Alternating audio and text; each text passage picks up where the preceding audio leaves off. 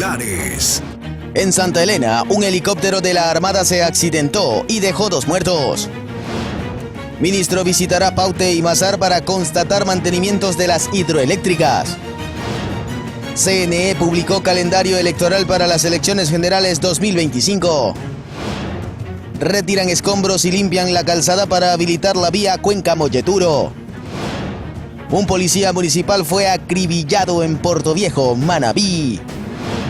Un juez advierte a Donald Trump con encarcelarlo si desacata sus órdenes. Y en los deportes, el Manchester United fue goleado por el Crystal Palace en la Premier League.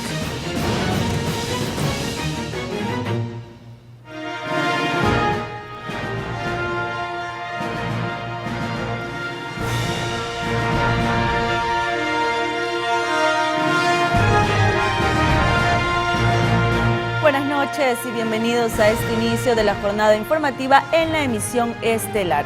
La canciller de México, Alicia Bárcena, asegura que el asalto de la embajada mexicana en Quito fue una muestra de inexperiencia de Ecuador y pone como condición que le entreguen al ex vicepresidente Jorge Glass para poder dialogar.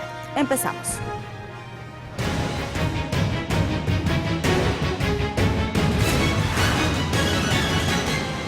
Un helicóptero de la Armada del Ecuador se estrelló en el recinto La Frutilla 2 de la comuna Juntas del Pacífico, parroquia Simón Bolívar Julio Moreno, en Santa Elena. Hasta el lugar se trasladaron bomberos y equipos de emergencia de Santa Elena y Salinas para el rescate de las víctimas. La tragedia cobró la vida de 2 ocupantes, el piloto Wilson Andrés Borges Andrade y el copiloto Jean Elías Ramírez Saltos. El siniestro se registró a las 14:30 de este lunes, cuando la nave cumplía operaciones planificadas. La institución añadió que los restos ya fueron localizados. En sus redes sociales, las fuerzas del orden publicaron una nota de pesar. Recordemos que el 26 de abril pasado, 5 militares y 2 civiles murieron en el sector de Tihuino, en la provincia de Pastaza, también producto del accidente de un helicóptero.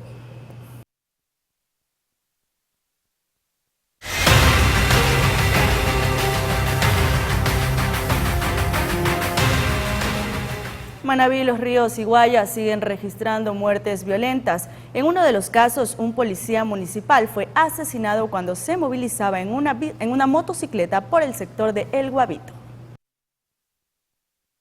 Empezamos en Portoviejo, provincia de Manabí. Un cuerpo sin vida fue encontrado en el sector conocido como la Tablada del Tigre, de la parroquia Chirijos. Aparentemente el ciudadano tenía varios días abandonado en la zona, puesto que emanaba olores nauseabundos. Hemos recibido la alerta de un cuerpo envuelto en plástico desde la mañana, como tipo 10 de la mañana, y al cual acudimos gracias a la articulación del 911. El cadáver estaba tirado al costado de un camino lastrado, cubierto con la maleza y con fundas plásticas. Además, se encontraba aparentemente amarrado. Horas más tarde, en este mismo cantón, un agente municipal fue asesinado de varios disparos cuando se movilizaba en una motocicleta. Este hecho ocurrió en el sector del Guavito. La víctima fue identificada como Víctor Palma, conocido como Palmita. Hasta el sitio se movilizó personal de la Policía Nacional para recabar indicios y empezar con las investigaciones. Pasamos a la provincia de Los Ríos, específicamente a la parroquia Barreiro de Babahoyo. Allí, un hombre que responde a los nombres de Líber Galarza Cerezo fue asesinado a pocos metros de un restaurante. Se trata de una persona que tiene 4 procesos judiciales y 2 antecedentes. Estos antecedentes es una por tenencia de porte de arma y otra por extorsión. Los victimarios estaban a bordo de motocicletas. Bueno, lo que se puede observar es que el señor se caminaba huyendo de sus victimarios y lamentablemente cae acá en una cancha, en un terreno baldío en el sector de Barreiro. Por último, en Guayaquil, un ataque armado registrado en la cooperativa Pancho Jacome cobró la vida de una persona. Según testigos, sujetos a bordo de una motocicleta llegaron hasta los exteriores de una vivienda y le dispararon en reiteradas ocasiones. Hasta el sitio arribó el carro de medicina legal para trasladar el cuerpo hasta el centro forense. Mirly Macías, Noticias Oromar. Pasamos a Machala, provincia del Oro, donde 2 sujetos fueron interceptados por personal policial cuando asaltaban a una pareja. Tras una persecución ininterrumpida, uno de los antisociales apuntó con el arma de fuego a uno de los agentes y los uniformados en uso legítimo de la fuerza repelieron el ataque, resultando heridos los dos implicados, que fueron trasladados a una casa de salud donde se confirmó el fallecimiento de uno de ellos, identificado como Marco Gualacio, de 20 años. Entre los indicios recabados se encuentra un arma de fuego, una motocicleta y 2 terminales móviles.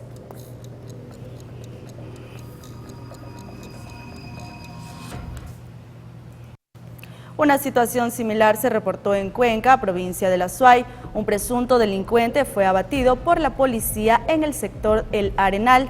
Los uniformados estaban realizando operativos de control por microtráfico cuando varios hombres los atacaron, uno de ellos con un arma de fuego. Mediante el uso legítimo de la fuerza, uno de los uniformados abatió al sujeto, quien registraba antecedentes penales por porte y tenencia de armas.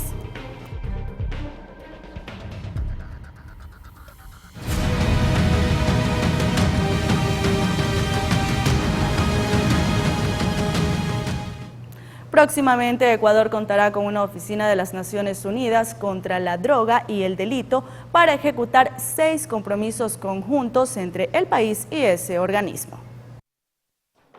La ONU alerta sobre el aumento del crimen organizado en Ecuador. La directora ejecutiva de la Agencia de Naciones Unidas contra la Droga y el Delito inauguró el lunes una nueva sede en el país andino. El comercio ilegal de drogas, en particular el tráfico de cocaína, se está expandiendo globalmente y en la región, y ha desencadenado la competencia criminal y convergido en crímenes organizados, desatando la violencia en las calles y prisiones de Ecuador. Para la funcionaria, el aumento de la amenaza de bandas criminales de forma brusca y alarmante tiene graves consecuencias e incluso ha socavado la prosperidad del país. Las consecuencias han sido mortales para el pueblo ecuatoriano. La tasa de homicidios del país fue 6 veces más alta en 2023 que hace solo 5 años, y al menos 80% de los homicidios se atribuyen al crimen organizado. Según cifras oficiales, la tasa de homicidios trepó en 2023 al récord de 43 por cada 100.000 habitantes. En contraste, en 2018 era de 6 por cada 100.000. La nueva oficina de la agencia en Quito busca intensificar el apoyo a la lucha contra el narcotráfico, por ejemplo, en puertos, lavado de activos, refuerzo de seguridad marítima, entre otros. La ONU ha sido un actor clave para el Ecuador, con la que podemos contar para avanzar en la lucha por recuperar la paz y la seguridad en el país. La funcionaria también advirtió que la explotación delictiva se extiende al medio ambiente, impulsando la deforestación, la minería ilegal y los delitos contra la vida salvaje. Un operativo antidrogas en el puerto de Guayaquil dio como resultado la incautación de 1 tonelada de cocaína que pretendía ser enviada a Bulgaria, oculta en un contenedor de cacao. La acción se llevó a cabo tras una minuciosa inspección donde se encontraron 20 sacos de yute con 900 paquetes de sustancias sujetas a fiscalización. A través de esta operación se retira del mercado ilegal más de 10.000 millones de dosis.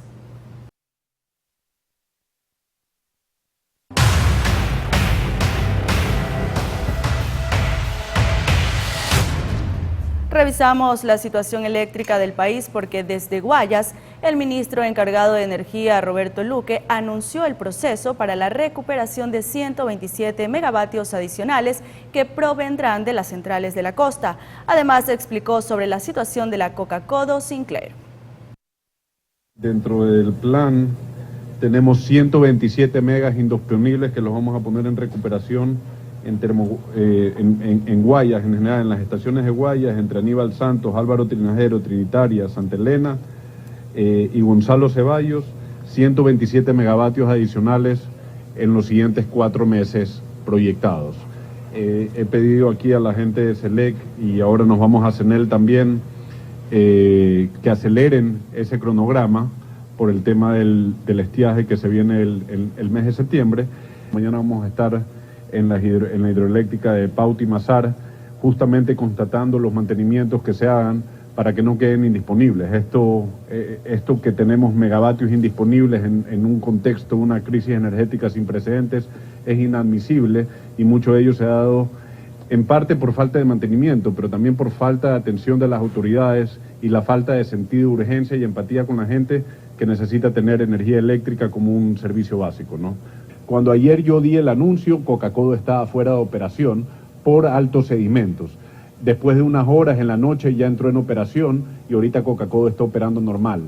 Como Coca-Codo puede llegar a generar hasta 1000 megas, es una contribución importante a la oferta de generación que tenemos. Si es que llega a pasar algo de caudales altos y sedimentos altos y tenga que salir de operación, los primeros en saber si va a haber algún tipo de cambio a la programación que tenemos anunciada ayer van a ser ustedes. Antes de seguir con más información, esté atento a esta jornada informativa porque más adelante tendremos detalles de las afectaciones del sismo registrado en Carchi.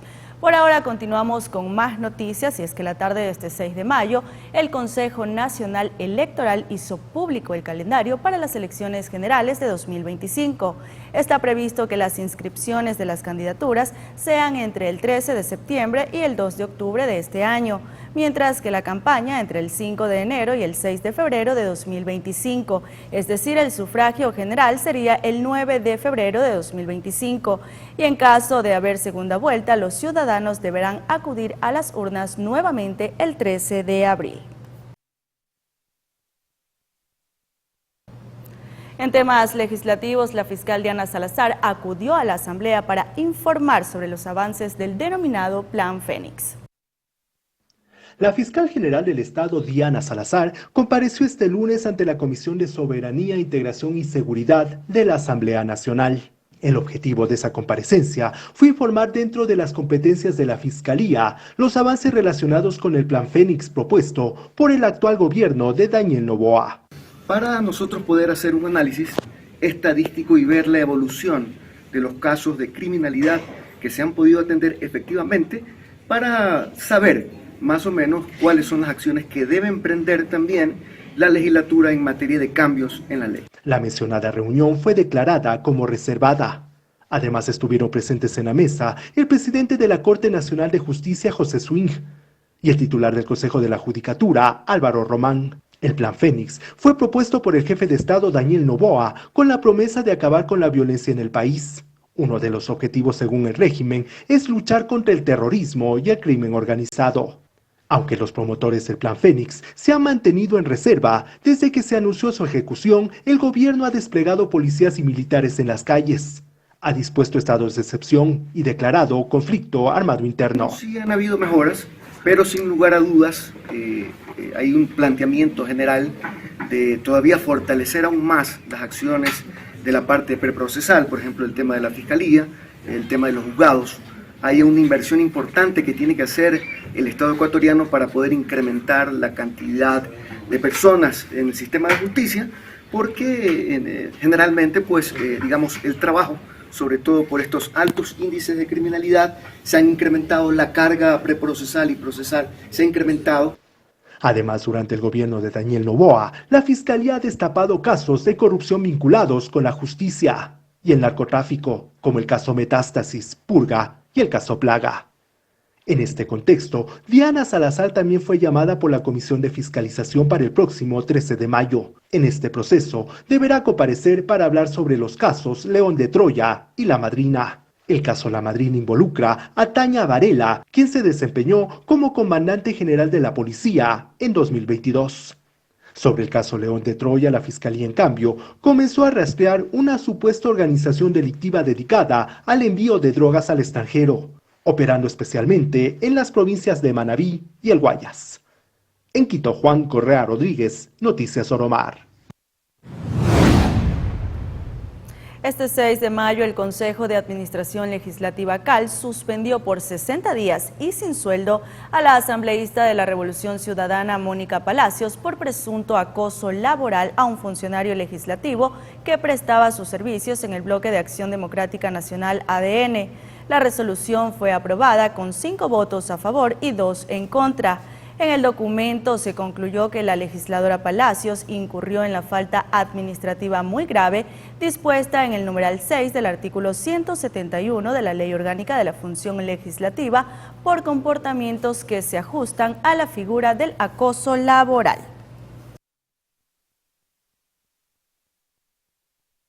Mientras tanto, algunas bancadas de la Asamblea Nacional buscan que se sancione por los denominados camisetazos.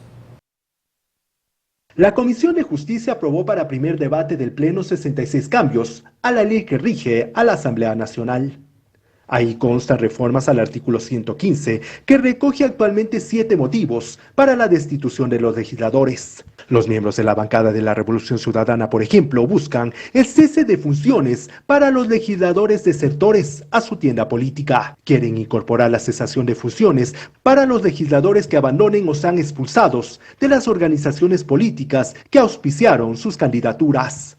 Subrayar que el correísmo tuvo las bajas de 3 legisladores en este periodo legislativo, así Javier Jurado, Milton Aguas y Henry Bosques. Históricamente ha sucedido mucho en la historia democrática del país, ¿no? Entonces la idea es corregir precisamente estos temas y censurarlo. Ojo, que además existe en otras legislaturas. Otro partido que ha sufrido bajas es el Social Cristiano, con Lucía Jaramillo y Guido Vargas. Ellos ahora votan con el gobierno. Esta organización aún no ha decidido si la destitución es la mejor alternativa. El tipo de la sanción debe ser grave. Llegar a la pérdida de la curul todavía no estamos convencidos. De su parte, el bloque oficialista de ADN rechazó cualquier vía que permita destituir a los legisladores que incurran en el popularmente conocido como camisetazo. Indicaron que esa reforma sería inconstitucional, por lo tanto no pasaría un veto presidencial. Entonces no es justo que te obliguen, que te quieran obligar, que tú seas un levantamanos. Para ADN, en caso de aprobar algún tipo de sanción, esta debería limitarse a acciones al interior de cada organización política y no afectar así a la conformación de la legislatura. En Quito, Juan Correa Rodríguez, Noticias Oromar. Atención, porque el presidente del Consejo Directivo del IES, Eduardo Peña, planteará reformas a la Asamblea para extender los años de aportación e incrementar la pensión. No es una novedad señalar que el Instituto Ecuatoriano de Seguridad Social IES cruza una crisis financiera que dificulta cubrir las pensiones de sus jubilados. Por eso, se presentará en los próximos meses una reforma para superar esta crisis. Así lo aseguró el presidente del Consejo Directivo, Eduardo Peña. La propuesta de Peña radica en que más años de aportación, mayor porcentaje de pensión. Actualmente, los afiliados deben tener mínimo 60 años de edad y haber realizado 360 aportaciones para acceder a su jubilación. Las reformas pretenden remediar la liquidez de la institución gubernamental. Además, permitiría que las personas de 70 años que se encuentren en condiciones óptimas para continuar trabajando puedan hacerlo y recibir el 90% y hasta el 100% de ingreso en su pensión en lugar del 80%. De manera que la gente diga, si yo puedo seguir trabajando a los 70 años porque me siento en la capacidad total de mis funciones y soy productivo y no necesito jubilarme porque me voy a aburrir en mi casa en la hamaca, entonces me quedo trabajando, porque cuando decida jubilarme ya no va a ser 90, va a ser 95 o 100% de mi ingreso el que yo recibo. Cabe recordar que el Banco Mundial advirtió años atrás que el Fondo de Ahorro de Pensiones podría agotarse en 2 o 3 años, ya que el IES ha tomado recursos de ahí para cubrir gastos. Esto porque año tras año aumenta el número de jubilados, más no el de aportantes. Es por esto que el instituto busca alternativas que motiven a los más jóvenes a su afiliación voluntaria, para acceder a beneficios como el plan de afiliación joven, que se enfoca en que los menores de 25 años puedan acceder a servicios médicos gratuitos y créditos con bajas tasas de interés. En Quito, Juan Correa Rodríguez, Noticias Oromar. Por otro lado, el Consejo de la Judicatura aprobó más requisitos en el concurso para designar a jueces y juezas de la Corte Nacional de Justicia. Solanda Goyes, vocal del organismo, afirmó que esto se hace para garantizar la probidad de los participantes.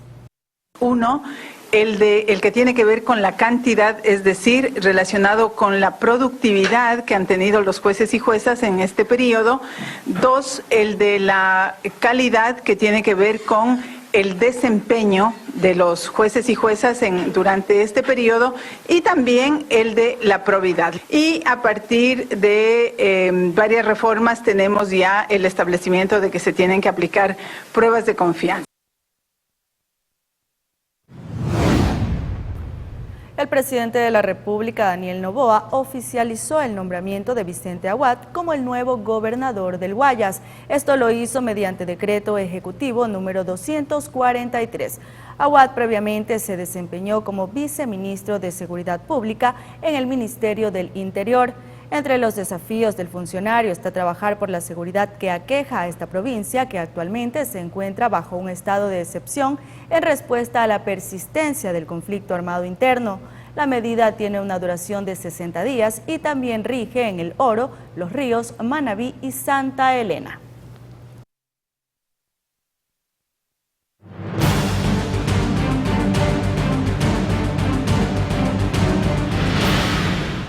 Este lunes se inauguró el año lectivo en el régimen Costa Galápagos, pero mientras las autoridades anunciaron un acuerdo para la seguridad escolar, un establecimiento educativo fue visitado por presuntos extorsionadores. Más de 2.400.000 estudiantes del régimen Costa Galápagos volvieron a las aulas este 6 de mayo de 2024 en 9.000 unidades educativas, de las cuales 7.583 son fiscales. El presidente Daniel Noboa, la ministra del Interior Mónica Palencia y la ministra de Educación Alegría Crespo inauguraron en Guayaquil el año lectivo. Crespo detalló las intervenciones en infraestructuras escolares. 221 establecimientos fiscales recibieron mantenimiento con una inversión superior a los 16 millones de dólares y este ministerio no escatima esfuerzos y mantendrá un continuo seguimiento e intervención también en 58 establecimientos fiscales con una inversión cercana a los 8 millones de dólares. Allí la funcionaria anunció el acuerdo interministerial para la implementación del programa Comunidades Educativas Seguras y Protectoras. Al respecto, la ministra Palencia brindó más detalles. 1.537 planteles en ese retorno. La Policía Nacional ha priorizado, después de una evaluación, a 38 instituciones educativas que van a ser atendidas además con policía comunitaria en 12 distritos prioritarios, con ingreso y salida de los estudiantes con vigilancia de la Policía Nacional, pero también en las zonas no priorizadas muchísimos servidores que nos van a dar un total de 3.526 servidores policiales al servicio de la seguridad en la educación. Dicho convenio se suscribió allí mismo y el testigo de honor fue el presidente Daniel Noboa, quien en su intervención dijo que las finanzas ya fueron organizadas y por ende puede brindar tranquilidad a las familias. La oportunidad no fue desaprovechada por el primer mandatario para referirse a la seguridad. Hoy podemos decir que tenemos menos violencia en las calles, tenemos menos cantidad de muertes violentas, hemos reducido significativamente los femicidios, hemos reducido significativamente las extorsiones. Sin embargo, a la par, la crudeza de la inseguridad se hizo sentir en una escuela particular de la cooperativa Valerio Estacio en Guayaquil, donde sujetos encapuchados habrían ingresado hasta el salón donde se encontraba la directora para exigirle $5.000 a cambio de no atentar contra ella, otros docentes y los estudiantes. Sobre esto, la policía informó que se trató de un intento de extorsión y que inmediatamente se desplegaron las unidades para dar con los responsables. No obstante, en medio del temor, los padres de familia retiraron a sus hijos del establecimiento, mientras que queda en evidencia lo urgente que es la seguridad en el ámbito educativo. Tania Loor, Noticias Oromar. Seguimos con este tema porque la ministra de Educación, Alegría Crespo, detalló las metas de su gestión al frente de la cartera de Estado. Escuchemos. 1. Alimentación escolar de calidad, que sea un verdadero aporte a la nutrición. Aprovecho para anunciar que vamos a vincular a pequeños productores de la agricultura familiar campesina, de comida saludable y diversa, a la compra pública de la alimentación escolar. 2. Reinserción escolar con la ampliación de la estrategia del Gobierno Nacional, Todos al Aula, que previamente en áreas priorizadas ha demostrado efectividad. 3. Y justamente, vinculamos la reinserción escolar con la educación segura, que es el punto 3, y de calidad, eso es elemental. Como punto número 4, trabajamos en un plan para el fortalecimiento de la educación en valores. Los valores son atemporales. Finalmente, nos enfocaremos en la revalorización docente como punto 5, para dar protagonismo al maestro, para mejorar sus condiciones de trabajo, para mejorar su capacitación y profesionalizarlo de acuerdo a altos estándares. Con la inauguración del periodo académico 2024-1 iniciaron las actividades académicas y administrativas en el nuevo campus Manta de la PUCE Manabí.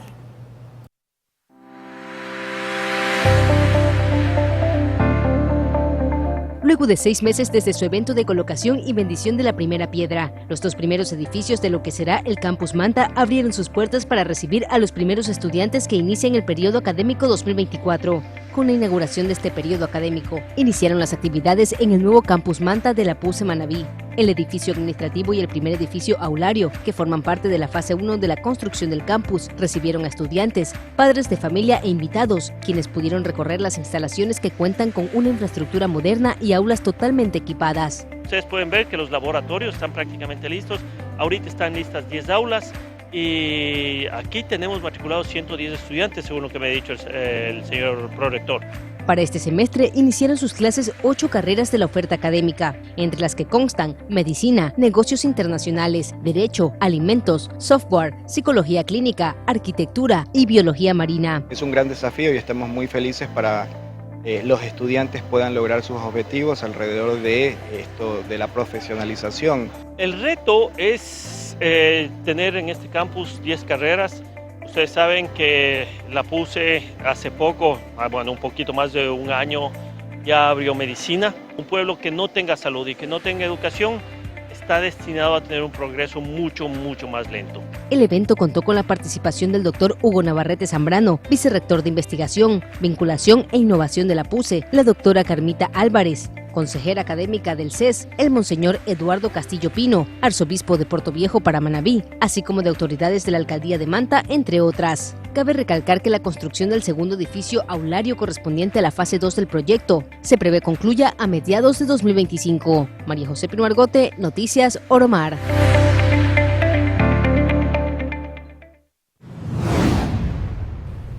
Es momento de la primera pausa comercial, pero enseguida volvemos con las impactantes imágenes del sismo registrado en Carchi. Quédese en nuestra sintonía, ya volvemos con más información.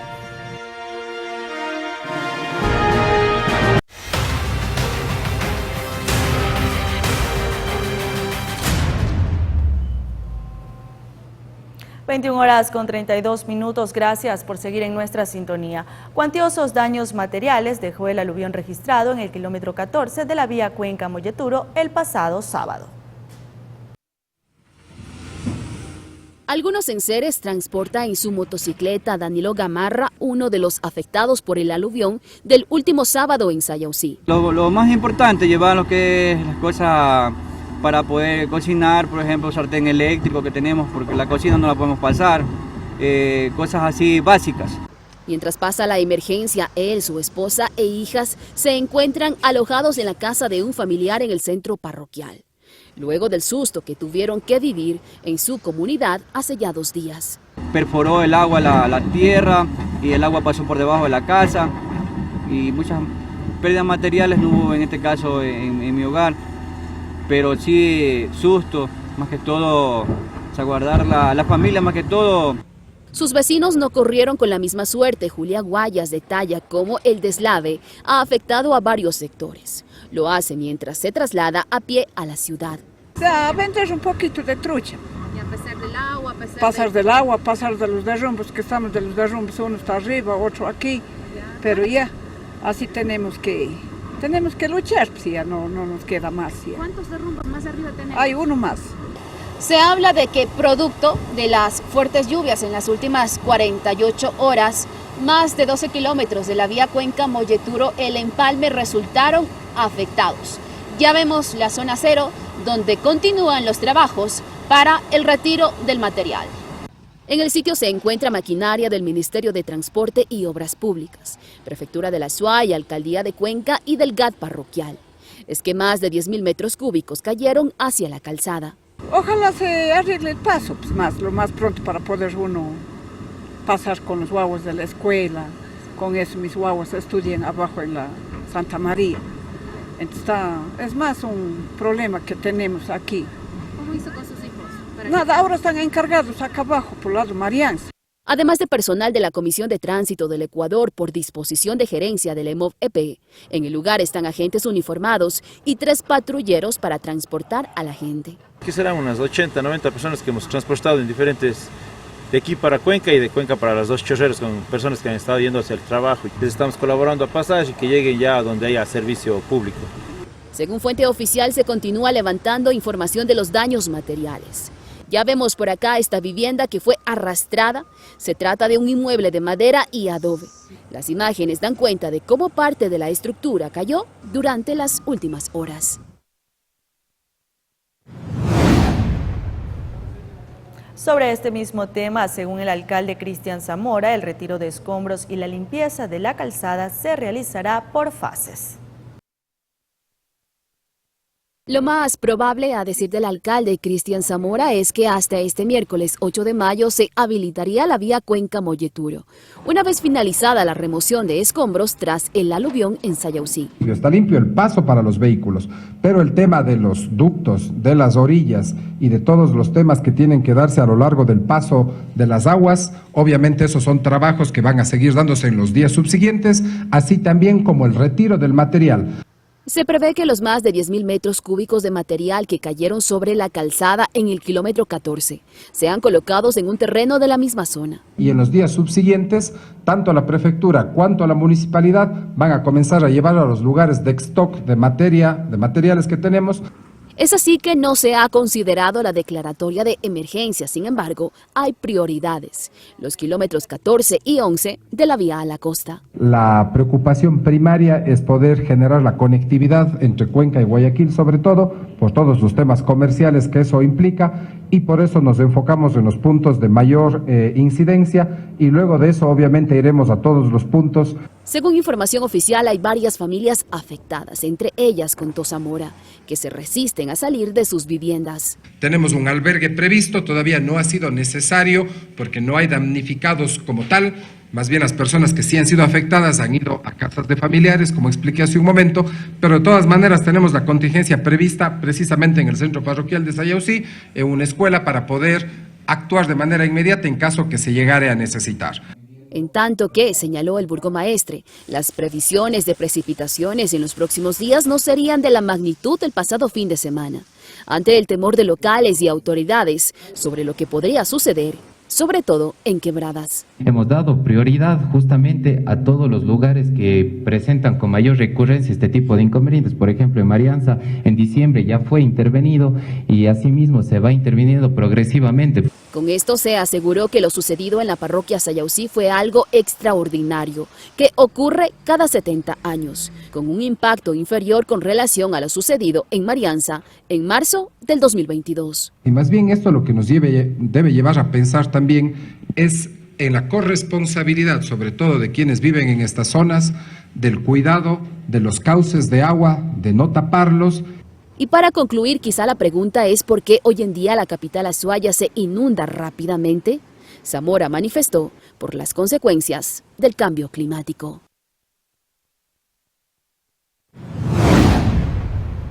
La Secretaría de Gestión de Riesgos informó la madrugada de este lunes que en la provincia de Orellana, específicamente en la ciudad de El Coca, algunos barrios han presentado inundaciones tras el desbordamiento de los ríos Napo y Payamino.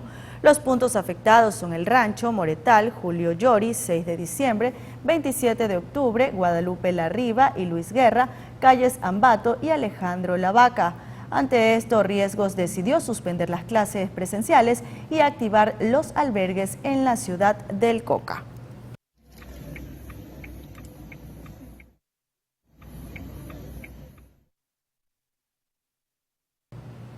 Y en horas de la tarde de este último domingo, un adolescente fue rescatado luego de estar atrapado en medio de la creciente del río Chambo en la provincia de Chimborazo. Cerca de la 1 de la tarde, la víctima estaba pescando en el afluente cuando quedó atrapada sobre un montículo de tierra. El EQ 911 fue notificado del incidente, por lo que policías especializados del GOE y bomberos de la localidad acudieron hasta el punto y usaron un bote inflable para rescatar al menor de edad, quien indicó que no se había percatado de la creciente.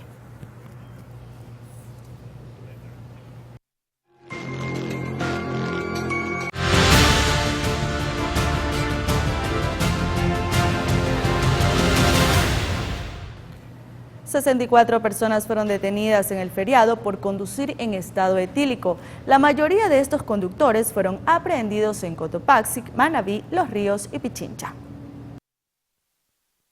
La irresponsabilidad de algunos conductores de manejar sus vehículos habiendo consumido alcohol fue evidenciado una vez más en este feriado. La intervención de las fuerzas del orden para detener a los infractores de la ley posibilitó que estas personas incrementen las cifras de muertes en las vías en este asueto. 64 conductores fueron aprehendidos, 24 de ellos habían sobrepasado el límite de alcohol que prevé la ley de tránsito, que es de 0.8 a 1.2 gramos de alcohol en la sangre. 11 de ellos incluso ya estaban a punto de sufrir una convulsión, ya que se comprobó que la ingesta de alcohol había sido exagerada. La mayor cantidad de personas que hemos detectado con estado de embriaguez ha sido en la subzona Cotopaxi, en un número de 16, le sigue Manabí, en número de 12, Sucumbíos en número de 7, Pichincha 4, Los Ríos 4. No se puede especificar el número de vidas humanas que se logró salvar debido a la acción del personal uniformado, es decir, cuántas muertes se evitaron con la aprehensión de estas personas si se hubiese permitido a estos conductores continuar su viaje. Nosotros creemos, estamos convencidos de que hemos salvado muchas vidas deteniendo o reteniendo estas unidades de estos vehículos que estaban conduciendo bajo los efectos del alcohol. La sanción que señala la ley de tránsito en el país es de 30 días por conducir en estado etílico, el pago de 3 salarios y la suspensión de la licencia de conducir por 60 días. Y pensar que cuando la ley se puso en vigencia, un gran número de conductores se opuso a la misma. ¿Será que hace falta tener más conciencia por parte de algunos conductores o debería ser la ley aún más estricta?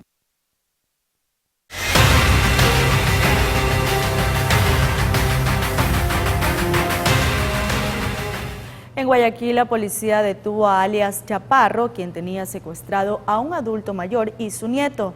La UNACE logró liberar al joven de 20 años, pero el abuelo fue encontrado sin vida en la vía perimetral tras la tortura a la que fue sometido por los delincuentes que exigían una alta suma de dinero para devolverlos a su familia, además que le habían amputado un dedo. El nieto fue rescatado por una docena de agentes que tumbaron la puerta de una casa de caña en el distrito Nueva Prosperina.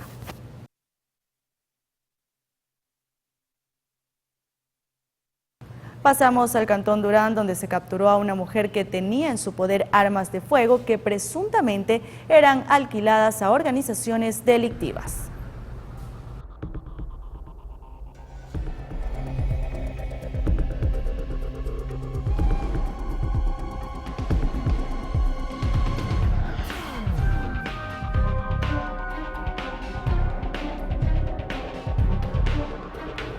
En Babahoyo, provincia de Los Ríos, este fin de semana, la Policía Nacional informó que identificaron inmuebles utilizados por el grupo catalogado como terrorista Los Lobos como centros de acopio y almacenamiento de armas de fuego, las cuales serían utilizadas para actos delictivos. Durante la operación se ejecutaron 2 allanamientos y un ciudadano de 57 años de edad fue aprehendido. Además, la fuerza pública incautó varias armas de fuego, un vehículo y sustancias sujetas a fiscalización. Quien la veía en la calle pensaría que se trata de una de las señoras del barrio, en Durán, pero en su casa tenía una caja fuerte en la que guardaba un arsenal de armas para alquilarlas a los choneros y a los águilas. Al interior de esa caja fuerte se encontró 3 revólveres y 2 pistolas. Estas armas de fuego, de acuerdo a lo que tiene la línea investigativa, se habían conocido que serían alquiladas por los grupos delictivos como los choneros y águilas. Las armas decomisadas irán a cadena de custodia para ser analizadas y determinar en qué delitos han sido utilizadas. Estas armas de fuego, de acuerdo a las pericias técnicas e investigativas, van a ser ingresadas a criminalística para poder determinar cuál es la participación de estas armas de fuego, especialmente en asesinatos que se han dado en esta zona. Tras el decreto presidencial 250, la policía en estado de excepción ha logrado incursionar y hacer allanamientos que en la pasada semana han permitido decomisar un total de 39 armas. 4 armas largas y 35 armas cortas. Distritos como 9 de octubre con 19 armas, Nueva Prosperina con 7 armas, Portete con 6 armas, el Distrito Sur con 3, Pascuales con 2 y Esteros y Florida con un arma de fuego. Cristian Arias, Noticias Oromar. Ahora les contamos que un adulto mayor cayó sobre los rieles del tranvía en Cuenca. Personal del Cuerpo de Bomberos de la ciudad atendió la emergencia y logró liberar al hombre sin dificultades. El ciudadano de aproximadamente 83 años intentó bajar por el carril cuando el tranvía se encontraba en circulación. El sistema de transporte publicó el video de cómo sucedió el incidente y calificó el accionar como una imprudencia.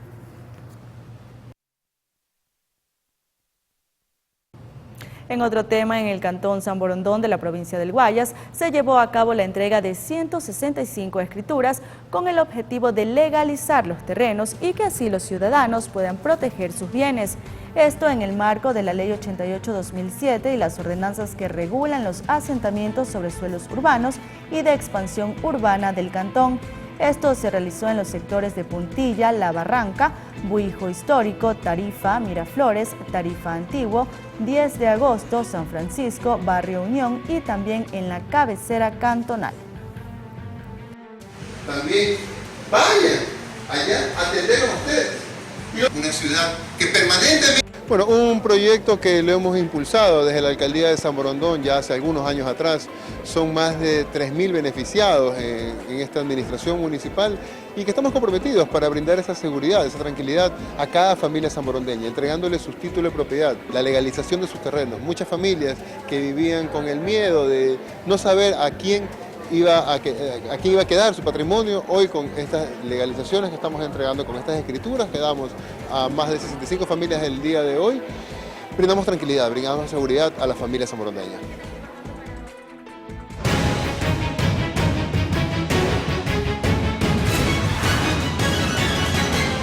Y tal como lo habíamos anunciado, la Secretaría Nacional de Gestión de Riesgos informó las afectaciones que dejó el sismo de magnitud 4.9 registrado en Carchi. La institución señaló que el movimiento telúrico también se sintió en las provincias de Imbabura, Napo, Orellana, Sucumbíos y Pichincha. En Carchi, por ejemplo, una vivienda resultó afectada con fisuras en las paredes, al igual que un palacio municipal, mientras que en Sucumbíos 2 centros de salud tuvieron daños. Desde el ECU 911 se pidió mantener la calma e informarse por fuentes oficiales. Asimismo, se recordó a los ciudadanos que las réplicas son comunes ante un temblor y pidieron que se alejen de los árboles, muros y cables eléctricos, así como revisar si existen daños en las estructuras antes de ingresar.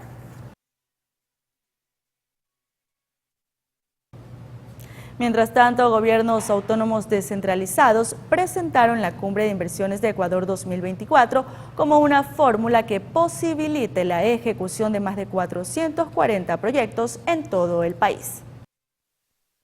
Los gobiernos seccionales quieren darle un respiro al gobierno en cuanto a los problemas económicos por lo que el país entero atraviesa. La deuda que Carondelet tiene con las prefecturas, alcaldías y gobiernos parroquiales asciende a más de 1.300 millones de dólares. Por ello, algunos adeudan a sus empleados y trabajadores más de 4 meses, incluso a los proveedores, que decir, con las obras que ofrecieron en campaña y que la gran mayoría no pueden ejecutarse por falta de recursos. Ante ello, y con el afán de demostrar que se puede hacer obras obras con gestión y amparados a la ley de alianzas, este lunes presentaron la futura cumbre de inversiones, en donde tienen en carpeta 440 proyectos para ser ejecutados. Solo el municipalismo a nivel nacional tiene casi el 75% de proyectos por presentar. Tenemos alrededor de 340 proyectos ya identificados. Entre los proyectos a entregar a los inversionistas nacionales y extranjeros están proyectos de sistemas de riego, de producción, vialidad, agua potable, alcantarillado, residuos sólidos y turismo. Permitirá el desarrollo de infraestructura,